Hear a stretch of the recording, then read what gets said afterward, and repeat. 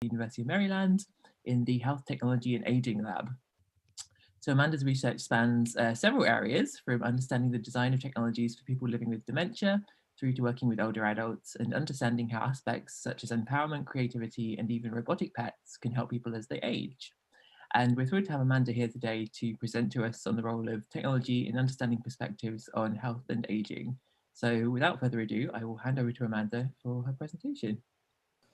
Thank you. All right. I should be down with this sequence of sharing my screen from teaching, but let's see. So you see the big white sheet, right? Okay, good. And then I see all of you. Let me open the chat just in case something happens like you can't hear me. All right, so thanks everyone for having me. This is exciting. So let's see, slide advancing. There we go. Okay, so we all know that technology plays a major role in our home life, right? Technology integrates into many of our routines and our goals. And this includes staying healthy. So this is I just went around my house taking pictures yesterday of some of the different technologies I use to stay healthy right now. This includes my meditation timer app on my phone, a treadmill, which I feel very fortunate to have right now. A standing desk is key for my back health. And I consider my smart coffee machine a very key part of maintaining my health as well.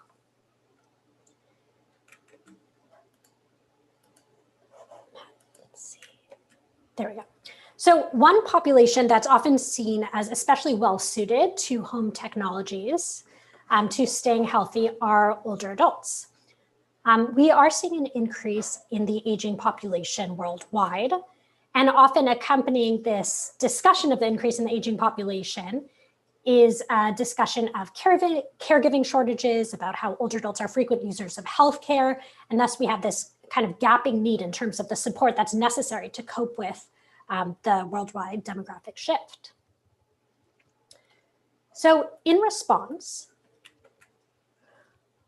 there is a growing industry funding health technology for aging. So money pouring in from investors, governments internationally funding research on technology to support older adults in living healthier lives, and often focused on technology in the home. So things like smart medication dispensers, interfaces to support family members and caregivers in monitoring medication adherence, activities of daily living, acute events such as falls, and technologies to support older adult social interactions, whether this is supporting interactions with distant family and friends or with technology itself through artificial intelligence. So even with this kind of stunning interest in technology for this population, we are seeing older adults not infrequently rejecting the technology that's designed for them. So the literature covers a number of reasons that this is the case. There are things like lack of usefulness. The technology is simply not meeting any needs, so they have no reason to accept it. Things like cost, past experiences with technology. And then we have the one that I'm going to really focus on in this talk, which is stigma and assumptions about older adults. Now, these affect both the ways that technology is designed for older adults and also the ways it is adopted by them. So I spoke about how much money is going into the aging and technology space. Well, there is a lot of money going into the anti-aging space as well, right? So billions of dollars invested in making sure people fear looking older or being older and want to stay young, especially being from Los Angeles. I can speak to this. So this kind of narrative about how aging is bad, youth is good, isn't just restricted to kind of younger people's minds and the way that they engage, right? In research and in the media, the increase in the aging population that I've spoken about at the very beginning of this talk is not presented in a neutral way, right? It's presented as a doom and a gloom situation. This idea that this demographic shift is an unwelcome but unavoidable event. Aging is often posed as a problem where technology is the solution.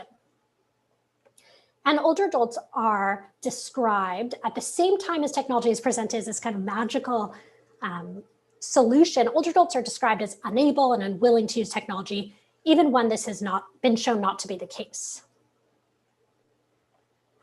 So negative ways of thinking about older adulthood don't only affect designers, they're also internalized by the consumers, right? So the consumers are seeing those same kind of messages being spread.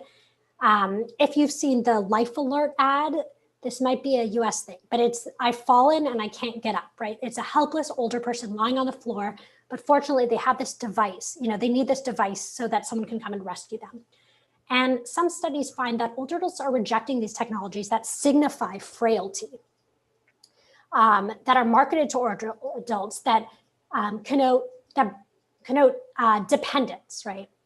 So here we're seeing ideas around health, aging, and technology coming together to affect the ways technologies are designed for people and also received by them.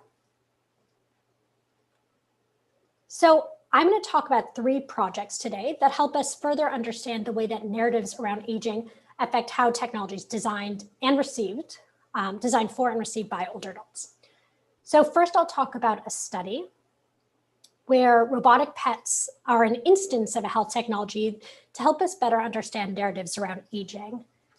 Then I'm going to report findings from a study where we saw ways that older adults play this active role in challenging assumptions of designers through kind of misusing a system in ways that I argue can lead to productive new understandings for design. And then finally, I'm going to complicate the story. I'm going to talk about how we can't simply step away from problematic stereotypes. We can't just leave them behind. So first, let's start with this project on robotic pets.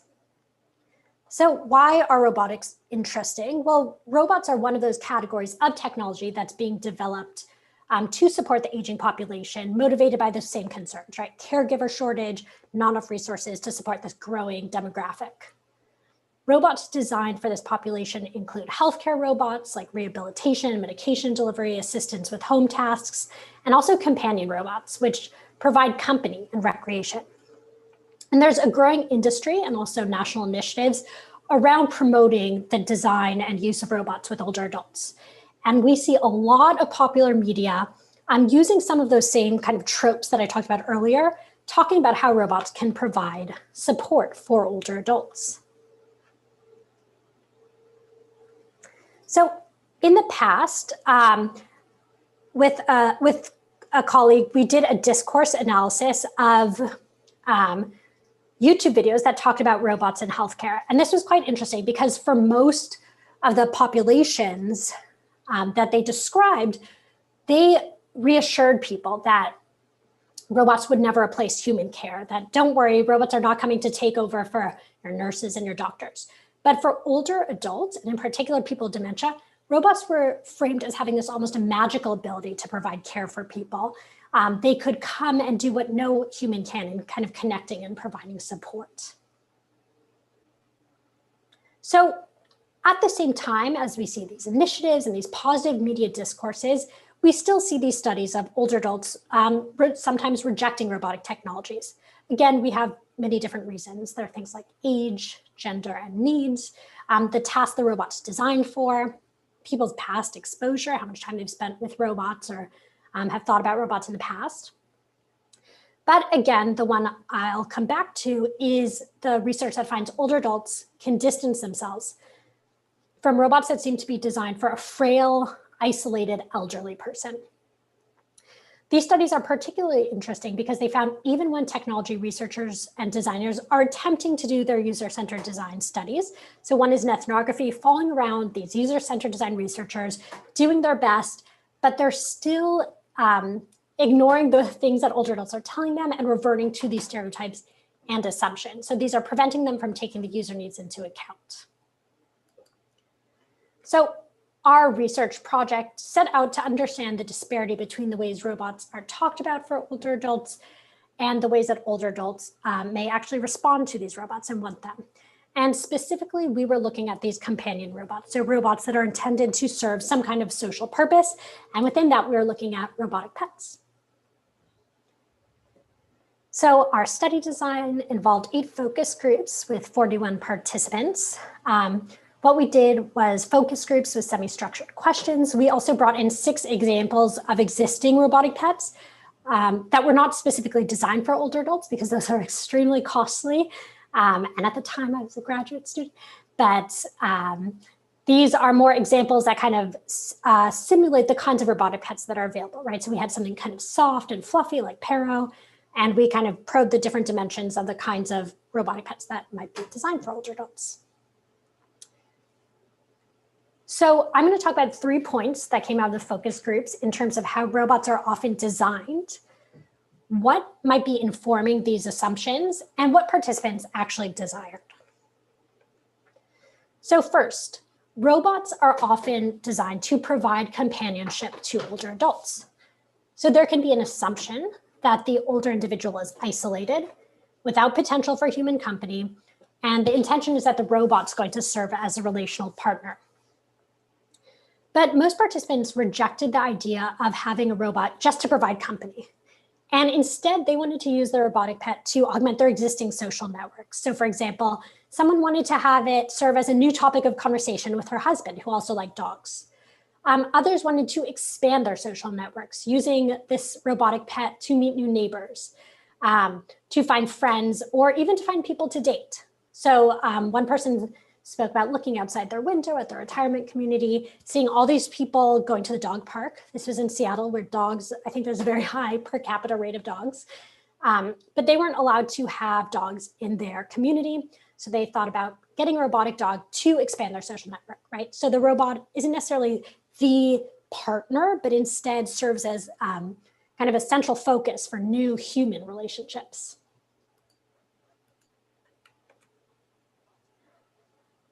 So a second way that robots are often designed is with the assumption that they will be the ones providing the care. And they're often described in the motivations for them. You see them described as being appealing because they don't require maintenance, right? Unlike a live pet, you don't have to feed it, clean it, take care of it. And some participants told us that unlike a live pet, they could never imagine developing a relationship. All they could imagine was receiving functional assistance from it. So in that case, that's kind of consistent, right? But for those who were interested in a more social relationship, they spoke about how reciprocal functional assistance is actually woven into our relationships, right? It's not, we rarely enjoy relationships that are entirely one way, where one person is providing all the care and you're not providing any care back. So they expressed a desire to actually be able to take care of the robotic pet in some way. And finally, robots are often designed with concerns around tricking. So in the literature, we can bracket out dementia for now to make it a little simpler, but the literature even talks about how one roboticist says, is it ethically justifiable to aim to create robots that people bond with? For example, in the case of elderly people, right? So older people themselves are seen as kind of at risk for being tricked with a robotic pet. They might think it's a real pet, or they might form a relationship with this non-human thing. And you can see this as really linked to the assumption that this population is not able to make sound decisions. And participants, though, spoke about how it was actually their choice to give into the fiction. Participants spoke about how they had relationships with maybe their stuffed animals on a bookshelf or characters on TV. And they're well aware that these are not real relationships, but it was still beneficial to them. So to summarize this study, our narratives of aging are coming through in our technology design, but they can misalign with actual experiences of older adulthood. And understanding people's actual preferences, especially kind of in reaction to these designs at times, can lead us to exciting new directions. So whether that's reciprocal interactions with technologies or technologies to support forming new connections or finding people to date.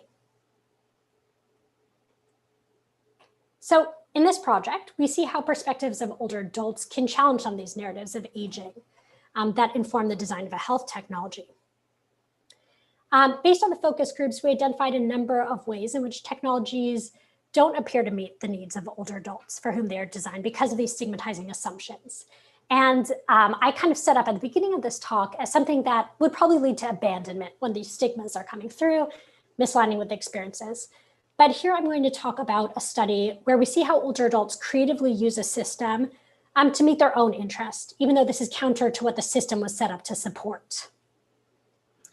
And I argued that this helps us get a better understanding of the narratives of technology, but also reminds us of the kind of agency that gets demonstrated in ways that we don't always consider or expect.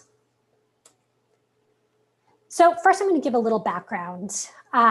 So within the technology for the home landscape that I talked about at the beginning of the talk, there is a segment of technology called home care technology.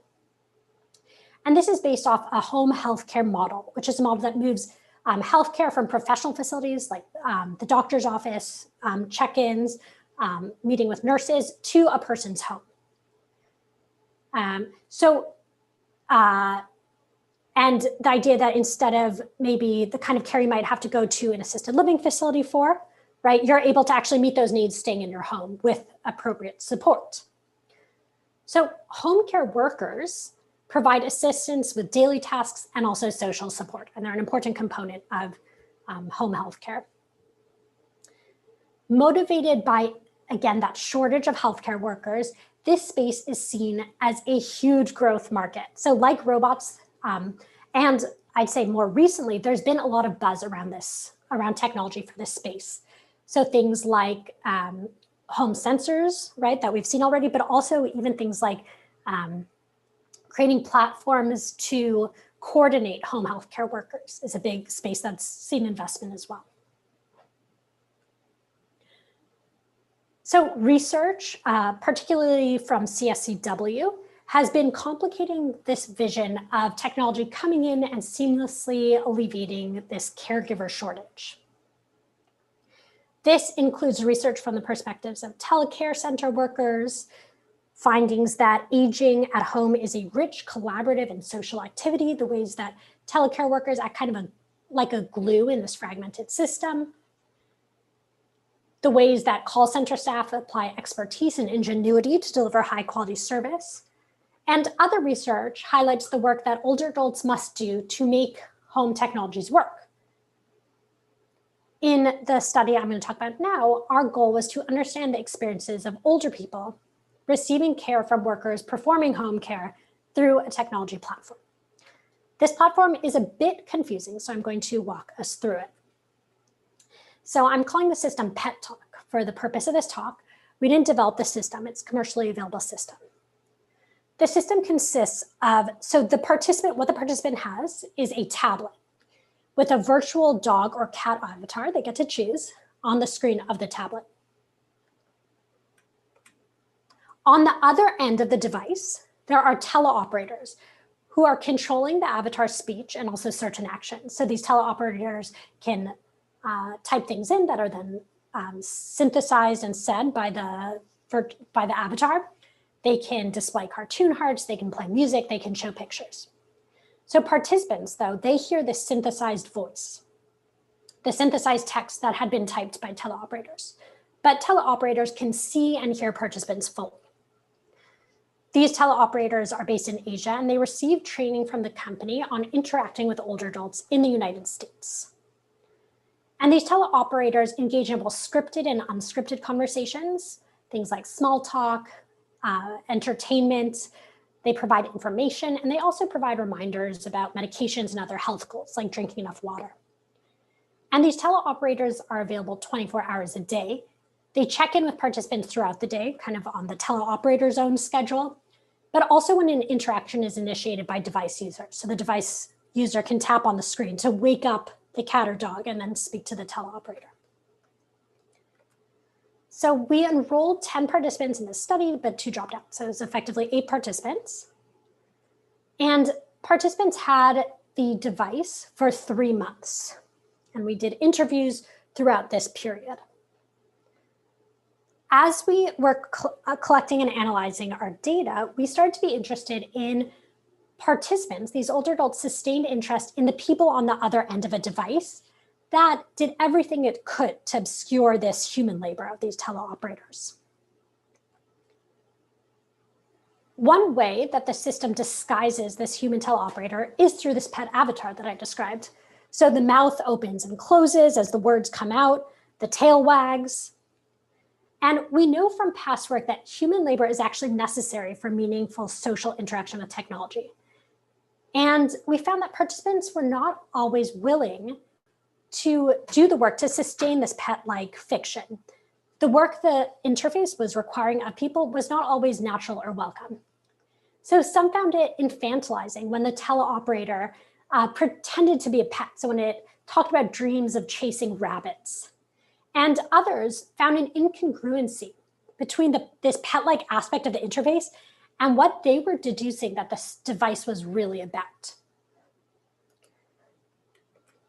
So looking at this incongruency a little bit deeper, the marketing of Pet Talk, when we go to the site and look at the marketing, it does seem to be aimed at younger relatives of older people. It shows them how the device can provide company, but also remind them to engage in certain activities like taking medications. So this kind of framing and language is really oriented towards caregivers. And this is kind of obscured though by the design of the platform, the way that many of the conversations start out with small talk, asking people how they are today. But participants were able to recognize the overarching intention of the system and started thinking about the teleoperator work. So P10 said that there's a couple of responses that I know, like as if they had a sheet, this script, right? What they're supposed to say back. P1 realized that the dog's really just trying to check up if you've ate. And if it finds out you ate, bye.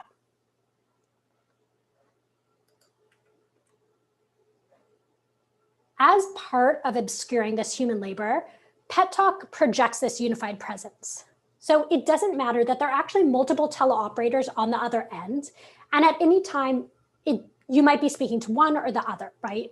It depends on their schedule and the other people that they are speaking to at that time. Because the device looks the same and it sounds the same. So what they do is they create this persistent shareable information about the user so that the conversation could kind of continue along the same veins, and it's not as obvious that it could be a different teleoperator. But over time, we saw people start to search for cracks in the system in order to reach through and connect with the human teleoperator. So interestingly, some people attributed interactions to specific teleoperators. When we asked P10 about what they thought about the system, they said their opinion of it really depended on who was there, who was on the other end when they were speaking to it. So they said they've developed relationships with maybe a couple of the people, a couple of the teleoperators. They feel they really know them and care about them. P8 said, even though it has a mechanical voice, same that no matter time of day, they soon learned to distinguish that there were different people communicating, and some they could relate to better than others. P9 even described asking certain questions that she knew some of the teleoperators weren't going to answer, so they would get frustrated and switch to someone else until she could get to the person that she really wanted to speak to, the person she was closest with.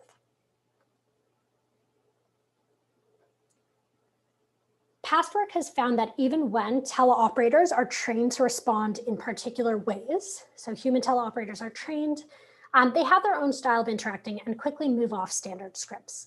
So here we find that participants are able to detect these different styles and attempt to attribute them to particular teleoperators, even when the system does everything it can to obscure and standardize them. So participants had to do all this work to figure out these differences because there is an imbalance built into the system. Teleoperators know everything. They can see sometimes and definitely hear the older adult. But the older adults know very little, down to even who it is that's speaking to them because of the standardized voice. So companionship with this interface requires older adults to disclose personal information without receiving value via reciprocal disclosure from teleoperators. One person said that they're not supposed to tell me who they are, where they are, what their family's like, how many children they have, even though the Pet Talk interface was quite often asking those kinds of questions. What's your family like? You know, those exact same questions. P1 said, I can't share with you my deep inner experiences if you're not sharing with me. And many people expressed dissatisfaction with the perceived imbalance in terms of disclosure. Some began to resist answering questions and actually described holding back from developing relationships because of this imbalance, like P1, who chose not to engage in answering personal questions anymore. So though pet talk operators didn't disclose information freely, they did share expressions of love frequently and freely. In particular, things like those sending these emoji hearts out to participants, saying saying kinds of things like, I love talking to you, you're so amazing, it's great to be with you. And these are not, what we found is that responding to these entreaties, forming these relationships, takes work on the part of the people using this device. And participants were willing to different degrees to put in this work or to not. P9 says, I'm very choosy who I get into relationships of any kind with. P2 found these interruptions of the pet talk trying to form this relationship, putting out these messages, were actually disrupting her precious private space. And P8 shared an anecdote about a time that pet talk started speaking to them, but they had just came home. It was a long day, it was a long afternoon, but I was gracious. So this shows that maybe P8 wishes that the device would have not bothered her, but she felt the need to be gracious to it, right? To be polite to this thing in her home. So even though care teams were trained to respond to social cues to end interactions, this was part of their training, just the initiation of an interaction was sometimes an intrusion that required participants to manage how they come across because they didn't want to hurt teleoperators' feelings. They didn't want to appear rude. And this is different, for example, than not picking up a phone, isn't it? If something in your home starts speaking to you and you choose to ignore it.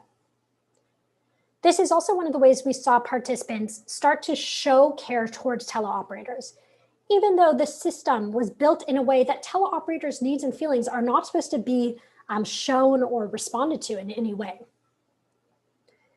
So to summarize, pet talk is a technology designed to mediate a particular kind of relationship and elicit specific kinds of work. But participants pushed for a different kind of relationships with teleoperators, and they did other kinds of work to get there. So what do these findings tell us about designing technology for aging? First, I want to talk about relation work. So in an early paper on smart home technology, Edwards and Grinter give the example of a washing machine to show how technologies don't eliminate work. In the case of the washing machine, washing became faster, but then you have new standards of hygiene that arise. So people still spend a ton of time washing their clothes because now what is considered clean clothes has changed. So I argue that the responsibility of designing technology for older people or people experiencing social isolation need to consider the ways that our new technologies create new forms of work.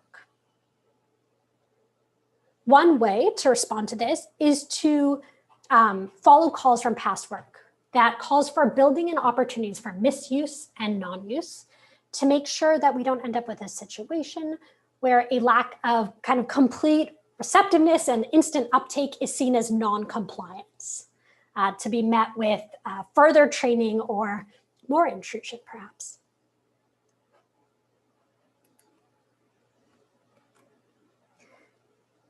So I am now going to complicate this story a little bit.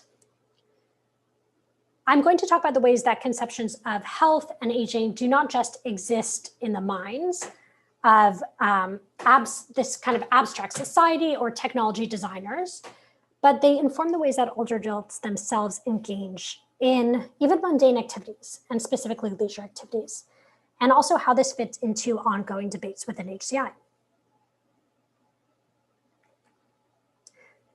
So the problematic narratives of aging that I've been talking about fit into a larger conversation about technology design for the aging population. Researchers are discussing what's seen as an overemphasis on physical and cognitive decline and health, and how this really does not reflect the full picture of aging, which is so much bigger and more complex than those aspects. And as this conversation is developing, there's a growing focus on other areas, whether financial, gaming, or creative engagements. So inspired by this work, inspired by this direction, I was eager to look at leisure activities, which I thought that's pretty much as far away from health and decline as you can get. What is leisure activities? So just to get us on the same page with a definition, I adopted Stebbins' definition of leisure activities as uncoerced activity engaged in during free time, which people want to do in either a satisfying or a fulfilling way. Now, leisure activities are beneficial throughout the lifespan. In older adulthood, they could provide a platform for self-expression and personal fulfillment and be really helpful during difficult times and transitions. So our goals with this study was to understand what factors, what motivations and barriers influence participation in leisure activities, and how do older adults decide which activities constitute leisure activities as a way to inform design in HCI in this area. We did 2-hour interviews with 24 participants in people's homes, and we chose to do in their homes so we could actually see the things they do. They had their activities all around them to prompt deeper discussion. And we took pictures of them engaging in activities. And the finding I'm going to talk about now is that even though I did my very best to find a domain that's free of stereotypical narratives, getting away from decline, getting away from health, there's ways in which predominant societal narratives and attitudes towards aging, and healthy aging in particular, affect how participants engage in this domain. So how did we find this? Well, though some people were very certain that physical and cognitive activities did not count as leisure activities, right? But many others did select leisure activities to help them preserve their cognitive and their physical functioning. This is colloquially the use it or lose it mentality. Use your abilities or you'll lose them. People did activities like mahjong, crossword puzzles, learning Japanese for brain health, and they did movement-based activities to preserve their physical functioning. And this was not a casual, oh, I might do this activity or I might do this other activity. There was this sense of gripping tightly onto existing abilities, fighting the signs and the symptoms of aging. Like with P22 in this picture, who said that crossword puzzles start easy on a Monday. If I can do a Saturday, I feel like I've conquered the demons of old age. This same participant told us about a friend of hers who was experiencing memory problems, and she had told this friend to do a crossword puzzle, and that friend was not doing the crossword puzzles, and her memory problems were worsening. And she said, I get angry when I see people that have this problem, cognitive impairment, and they don't do anything about it. This quote actually links straight to a problematic pattern that's been identified in social and critical gerontology, where medical systems, policy, and public opinion can locate all the responsibility for staying healthy on the actions that one individual can take. These individual actions are important for our health, aren't they? But it does shift attention away from other aspects that affect our life, like equitable access to resources, walkable sidewalks, living free from stigma, all kinds of other factors that are more system level. And it also places quite a bit of responsibility on the individual for staying healthy, rather than thinking of other people who might be able to take some of that responsibility as well. A second way we found that narratives of aging affect how people think about and approach activities was in this concept of age-appropriate activities. And this included ideas around what activities older adults should and should not engage in. For example, some justified to us that even at their age, they still like learning, as if this is something you have to defend, because why should older people learn, right? Learning's for younger generations. And people demonstrated an awareness of negative expectations of older adults, and sometimes telling me how different they were from the people in these stereotypes. P2 was telling me about the basket weaving activities at their community. And they were saying, I've seen too many pictures on TV where all the old people are sitting there doing this, and I'm not ready completely for that yet. But he described how excited he was that the activity director brought a computer. That is something he can get into. So in this example, we can see how in some cases, leisure activities were seen as negative and rejected just because they were associated with older people. I saw this for bingo as well. So in summary, ideas about health and wellness, our narratives of aging, are intertwined with the moment-to-moment ways that older adults can choose to spend their time. So in responding to recent challenges to HCI researchers to move away from these dominant medical models, right, saying that we have to stop over-focusing on health for older adults, we actually have to take a nuanced view that does have space for people's own health-related motivations, even if they do come in part from these internalized societal narratives that we're trying to dismantle with our work. And I think there are ways to do this in a way that both unpacks these narratives while also respecting people's desire to, for example, maintain their physical and cognitive abilities. Another thing we can do is reflect on the focus of our interventions for aging.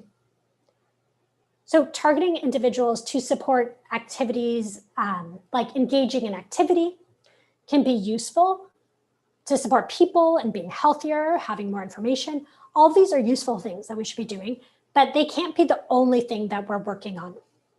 Instead, we can join forces with other researchers who are taking a more public health or health activism approach, calling attention to and expanding computing research to take on the many other factors that affect individuals' quality of life and well-being, whether that's access to medical care, assistive technologies, affordable transportation, these walkable sidewalks, stigma. The list is quite large.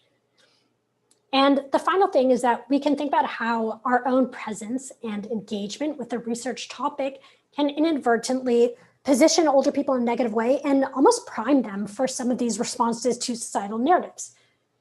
I realize now that going in and asking older adults about how they spend their time is not neutral. People felt this strong need to tell me how busy they are, to kind of defend their activities to me, to reassure that they don't spend too much time watching TV, or if they do, they're aware of it and they don't like it. Which, when you look at the literature, matches right up with a busy ethic that legislates, or that helps people decide what's kind of a moral way of engaging in retirement. And we can imagine this happens similarly with a whole range of topics where we're thinking we're coming in to have great societal benefit. Topics like frailty, topics having to do with cognitive abilities. So there's many ways to go from here, but one useful starting point can be reflecting on the language we use coming in. If I came in again, I might not say, tell me about your leisure activities. I might just say, tell me about how you spend your time. The age diversity of our research team is really important. Me coming in as a younger person from a university asking them this question might be different if my team was more diverse. And also we have to be very aware of the specific narratives that exist in the context we're studying. Sometimes we can only uncover that through the study itself. So with my amazing graduate students, my PhD students, Alicia Pratt-Hunt, Tasia Madali, and Emma Dixon, I'm continuing to work at this tension between these internalized narratives and this ideal of a world without stigma. And we're studying how we can not only understand, but also change attitudes towards aging and dementia. With that, I will thank you all for listening and looking forward to having our discussion.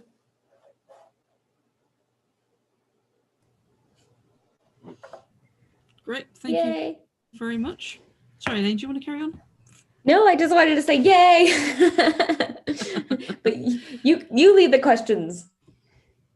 No, I'll let you do that. We do need to finish at 5, but yes, does we have 15 minutes minutes for questions. So, Aisling. Oh my God, so many questions. A great talk, and I really like your work, Amanda. I want to pick on the stigma aspect. What do you think about the kind of shifting perspectives of stigma? And I'll give some examples. Like 20, 30 years ago, glasses were not cool, but Elaine's looking pretty good right now. 5 years ago, wearing anything in your ears would be unacceptable as a hearing aid, stigmatized older person. And now AirPods are the sign of very rich students. And there's other things, so that those are kind of assistive things that are becoming less stigmatized. And then there's the other way as well, where there's these commercial technologies that are used by everyone that are then appropriated for health and well-being. So Amazon Alexa, if you've looked at the Amazon, it's Alexa for accessibility now. That's not how it started. So how do you perceive these kind of shifts in stigmatization around things, but also technologies? Yes, thank you. That's a great question. So several things come to mind. One is that it has become cool in the US. I don't know if elsewhere. I'm not sure if it still is cool, but it was cool for a while to dye your hair gray. Did that happen? That happened here. As well? Yes. So if you look at who is dyeing their hair gray, though, it is people who are so young that no one would ever confuse them for an older person, right? So I only saw like 15 to 22-year-olds doing it. So, and same with those like granny style sweatshirts, the dad shoes that have become cool here too, right? So the problem with things becoming cool and going mainstream is sometimes it almost is, sometimes it feels almost like it's cool because it's about older people, but you're making it cool because you're younger. So I think those are very interesting things to study of how that's done. The other thing that you mentioned, the Alexa piece and other technologies that remove stigma because they're not designed specifically for older adults. I think this is a really interesting direction, and I've seen it suggested in a lot of work. We've suggested it sometimes, and it makes sense, right? If technology is designed for older people that are specifically look like it's for an older person or so stigmatizing, why not use a mainstream technology that doesn't bring up stigma and that works just as well? There's other great reasons to use commercial available technologies as well, right? So I think this is a valid thing. It makes sense that we're doing this, but ultimately, I don't think that's going to actually fix the root problem. And we still need to tackle that. We still need to understand, we still need to think about how deeply ageist societies are, how these have concrete impacts on older people and younger people, and tackling that. But that's a lot harder problem. So I think in the meantime, it makes sense to try to use these commercially available technologies at times. Thank you. I have a cute vignette based on that. So I work with the Alzheimer's Association and do their virtual social club. And there is one of the members, this ties into your talk, this is why I'm sharing it. But you mentioned the life alert, and like it is in the US, I don't know about the UK, it is a huge joke, those commercials. Like everyone makes fun of them. And so like, oh, and Canada too? Okay. They are terrible commercials. But the guy was like, I don't want to, my kids wanted me to get this. And then like, but he's like, no, but instead they got me this Alexa. And he was so proud to show off his Alexa and like how to use it. And like, he's like, it's cooler. And like, look, it can also like be helpful for this. So I thought that was like, so it like nicely ties into like that. So Ewan, I think you had a question. I don't want to take up the time. Yeah, thank you for the talk. That was fantastic. My question kind of was around policy, and I was wondering why you think that aging policy is kind of so focused on the individual and not on others in particular in people's care networks. Because obviously there's like an increasing evidence base that kind of like the efforts towards aging in place and other initiatives shouldn't just like focus on the individual, but actually it should consider like the wider care network. So I was wondering if you had like kind of any thoughts on why that was? Yeah, so this is a great question. Being located so close to Washington, D.C., I've been saying since I came to this job that I was going to get more invested in policy and more competent on that topic. Unfortunately, it still has not happened. Might be an after tenure thing, we'll see. So this is a good question. I think we need to ask this question. Some potential things is it's easier, right? If you have a startup and you want to do something, I think it might be much easier to think at the individual level. The higher up you go, the more complicated and confusing it becomes. I bet it has to do with maybe kind of individualistic notions of society as well, right? People who focus on the societies that focus on the individual versus the collective might show a difference. But good question, I don't know, and I hope someone else does and will tell me.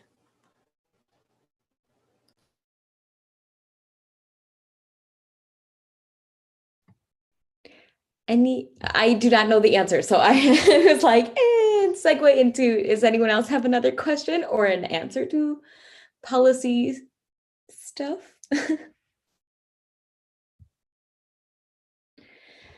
I am seeing, is it I can ask a question. Yeah, I was gonna say, or else I will pull up my little question list. But okay, I'll yes, let you go. ahead. I'll be quick. So what's interesting, your answer, Amanda, being so close to Washington, just brought up the idea of these fairly sizable cross-cultural differences with regards to older adults and care provision. Do you have any thoughts on kind of the contextualization of research to be specific to location and to kind of health and care culture? Or how do you generalize from a very specific context in which older adults are treated and therefore given care technology or purchase care technology? Yeah, so you're asking about how our technology studies might translate in different settings? Is that right? I guess your thoughts on, cross-cultural differences with regards to older adult research and technology. Yeah, I get this question quite a bit. This has dug out my second major gap, which is I haven't done kind of cross-cultural research or really research outside of US and even within the US, a very particular sub-demographic as well. But there are some interesting studies that do examine cultural differences in aging and technology use often with different kind of subgroups. So I've seen stuff with Korean American older adults in the US, right? And how they use home-based sensor technologies and how that differs. Sometimes we do like to say, oh, in cultures that have a different attitude, so more kind of respect for elders, we might see people treated better, less ageism in our technology. However, that from the research I've seen, that does often oversimplify the story, and there are actually more complicated dynamics underneath that those kinds of narratives gloss over. So that is one kind of interesting thing I think there is when we think about these different cultures and technology use. Just to jump in on that, so I did my master's in Japan, and so I loved seeing the robots and Paro. So I think like when you look at that, especially that one robot that's lifting, like there's definitely like, I think everyone has this idea that like Japan is very like, like revere the elderly, but I think they have just as many ageist issues. And like, I read a paper on cultural ageism, and like one thing it said that like, because Japan has such an aging population, they kind of think that that might be why people are a little bit more stereotypical, like have a negative view towards the aging population. But yeah, I would say that I think they have the same issues. Yeah. And sometimes you see economic forces play almost a bigger role or interact with the cultural notions in ways that mean that we can't just rely on cultural narratives of aging, things like that, to understand how people view technology and aging.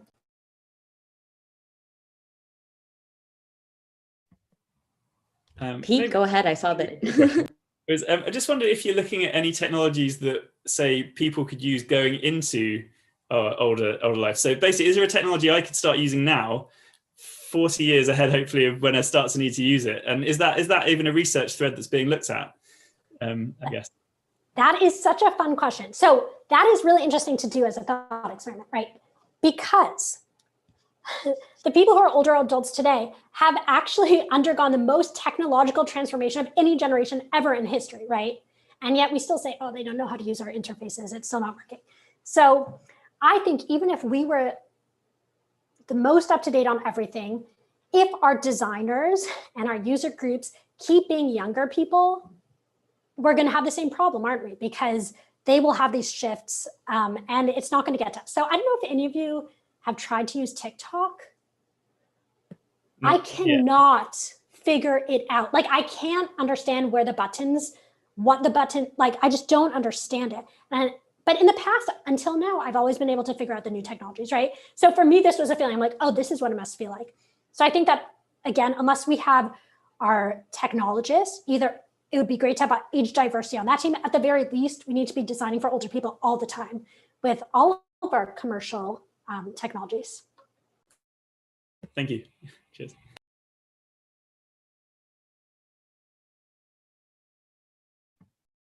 Any other questions, or I'll start well, we have 5 more minutes. I want to give a time before, and then we will be ending the official talk. I guess I'll just make this announcement now. so I don't want to take up anyone special because I know Amanda is going to stay after a little bit and I might be able to sneak in some of my questions then. But I grabbed the wrong sticky note. But I have does anyone have any questions before I jump in? Okay.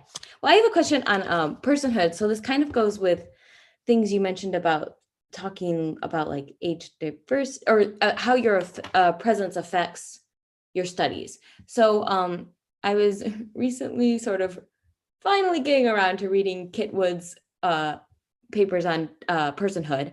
And so I kind of took away that, like, you know, thinking of, so when I approach dementia studies, I approach it from being the granddaughter of people who had dementia and with the possibility of my future being one with dementia. So I really think about like how to put myself in the research. And so I kind of wonder, like, with your research, how do you define personhood, and then how do you kind of approach the subjectivity with your participants? Yes. So those are both really good questions. I think personhood, we need to have another talk to do it. But subjectivity, also, we need to have another talk, a workshop, whatever, all that stuff. Because, so it's interesting, right? Imagining yourself and imagining how you would feel is an approach that's a human thing. We actually do that all the time, right? We decide if something's problematic. We imagine if it happened to ourselves, and it's useful. It's what humans do. It's okay. That also does invite certain approaches like real kind of empathizing practices within user-centered design. We do sometimes, right? Try and empathize with your user, all the way to things like empathy simulators where we try on having dementia. There is a good vein of kind of startup work I've seen in trying to show what it's like to live with dementia. You know, maybe someone says something and you can't understand them and things are confusing, and maybe you have some visual things as well. And I can understand why people are doing this. And it is important for us to understand that people aren't just, you know, trying to be difficult. Like some people, sometimes you get that response to people with dementia. Oh, they know what they're doing. They're trying to annoy me. At the same time, empathy is complicated and tricky. And there's some really interesting HCI work that's coming out around this topic in different areas. So Cynthia Bennett, for example, in the area of disability, talking about how empathy assumes that your designers don't have disabilities because you're trying to empathize with these people with disabilities to understand what they need. But if you think of your designers as having disabilities too, you wouldn't need to kind of go through that process. Empathy can also be difficult because it can lead us to assuming we can understand what it's like to have certain experiences, which I'm not sure in the case of dementia you really can. So it might end up you privileging your own, how you think you would respond to having dementia, but you don't have dementia, right? So what does that really mean? Versus taking the time to spend time with people with dementia, to talk to them, to be with them, to see how they react to things, all the other ways that we could do research. So that too is a very, very complicated topic. I think it's a very interesting topic. I think there's a lot of room for research in that. And there is room though for a deep analysis of our responses to our research on people with dementia as well. That I don't mean to undercut the value of that. That's extremely important. The most beautiful paper I've ever read is an autoethnography of a woman whose mother has dementia and talking about what does it mean to recognize someone. This is a piece by Janelle Taylor, and I think it's called On Recognition, Caring, and Dementia, and it's amazing. And she uses her own experience to understand that. So it's a complicated subject. Thank you. We have maybe time for one little question, or I will wrap up the meeting. And thank you so much. This was so great. I gotta remember to write down that book title. So next week I guess next week will be an internal meeting for the people of the big lab, and then we will start up our seminar series next month in the new year. Hopefully 2021 will be so much better. Positivity. So I think our first seminar talk will be on January 14th. So we'll have a nice little break. Rachel, thank you. So if you want to check out our future talks, you can go to our Eventbrite page. I feel like I'm a YouTube star now, just like, check out our Eventbrite page below. Click to subscribe. Actually, I don't know if we can you subscribe to Eventbrite? Okay, yeah, okay. So yeah, I'm gonna, I will at least stop recording. So if I figure that out. Well, Thank you very much. if we just say thank you very much, Amanda, and give everybody a round of applause. Oh, Yay! thank you all so much. I really enjoyed this. I hope that I can come on a UK trip in person sometime soon. You study in Bristol. All the exciting dementia stuff is going on over there. I'm telling you. You're very welcome. It's gonna get more as- exciting. Right, well, thank you very much. I know Amanda's got another meeting to go to with a couple of members of the big team. So yeah, thank you. And we'll finish. Yeah. So I guess I'll end the meeting because I'm now the host.